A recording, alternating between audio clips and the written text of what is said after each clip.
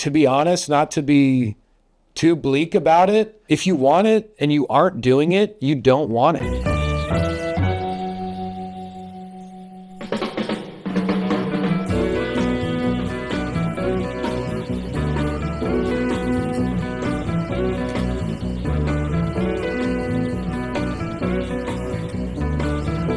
A lot of times I think other people saw it before I even did. I think just naturally this found its way out.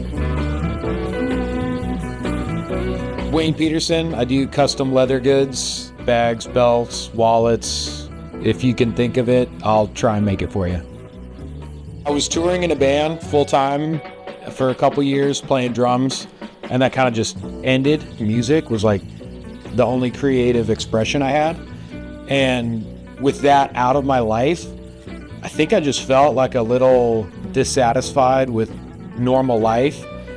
And I remember I wanted this wallet that I'd seen and I had no money. I was like, I could probably make that. That might be a fun project. So I was living in Portland at the time, went to Oregon Leather Company and met up with this old lady there, and I just showed her what I wanted to make, and she kind of pointed me in the right direction of a couple tools to get. And I just took it home and started cutting pieces apart and just kind of did what I could to put it together, and slowly just kind of took off from there because I was really stoked. It was cool seeing something come to life that I had made.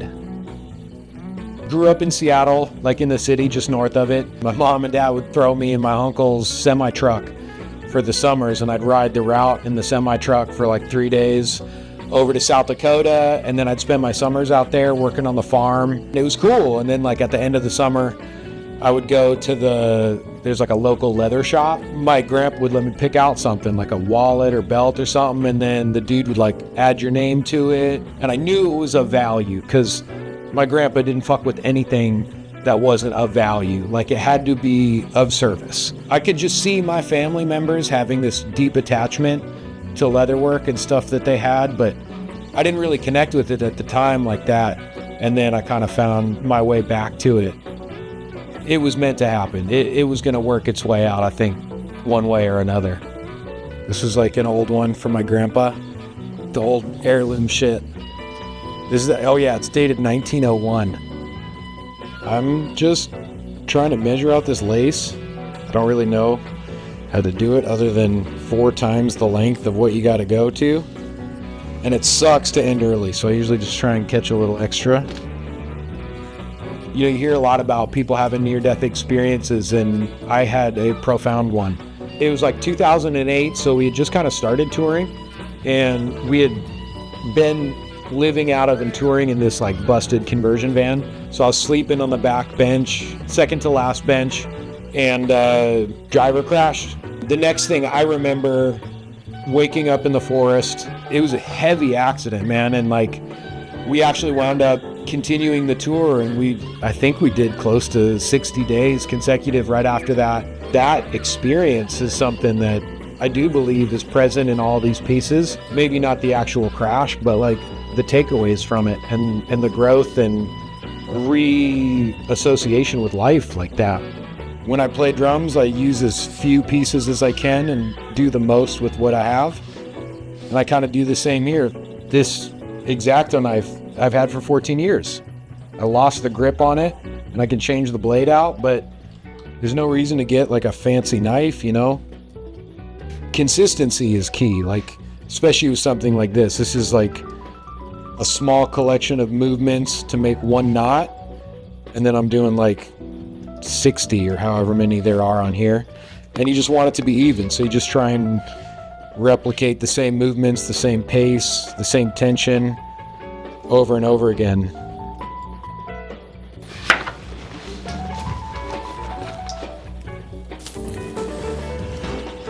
One of my favorite parts of this is the diversity of projects I get to do. Anytime there's a new opportunity to like try something new, I get so hyped.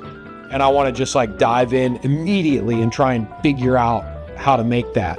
Made with Dickies, yeah, it's like some Dickies that I had. So I just pulled these from my closet and just had this idea to like utilize these pockets. Dude, this bag is sick.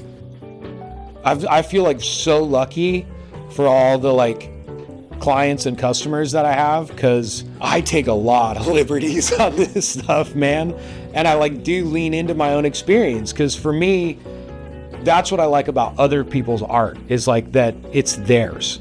Everything I make, no matter what it is or who's ordering it, something that I think helps me get through every project is I really do believe that myself is present in every piece, and in ways I couldn't even describe. A lot of the stuff I have that I really enjoy making, I don't even really have a clear vision. It's like a slow pan into an image that is super blurry.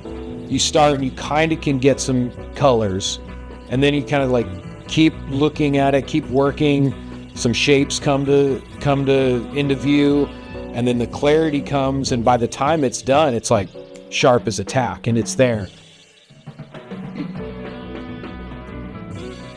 I always leaving little notes in this shit, because at some point somebody might take it apart. A lot of this stuff I taught myself through repairing other stuff, and ain't nobody gonna see this but somebody who fixes it down the line, or maybe they never discover it at all.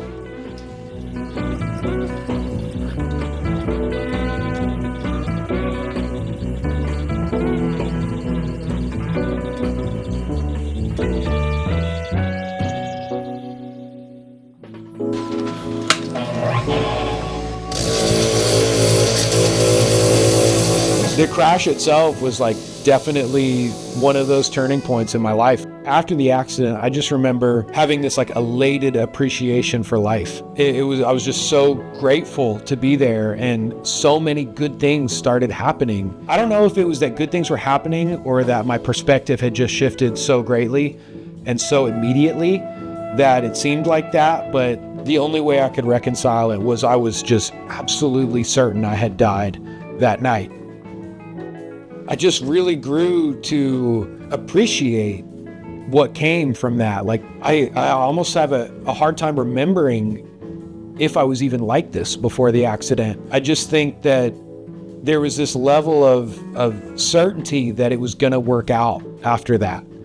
And I kind of carry that. I think I carry that with this leather craft and a lot of the stuff I do, that it's gonna be good, it's gonna work out. Those that do are doing it. And if you're not doing it, you're scared.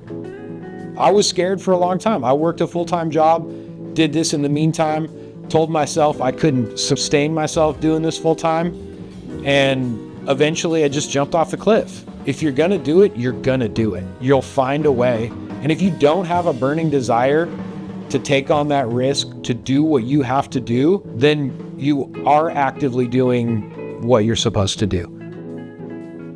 I never waited for an invitation. I walked through the door. I made my own door. I walked in. I'm doing something that I wanted to do because I had to do it. I didn't take leather classes. I didn't go to a school. I never went to school. I wanted to go on tour. We went on tour. You got to do it. If you want to do it, just do it. Figure it out.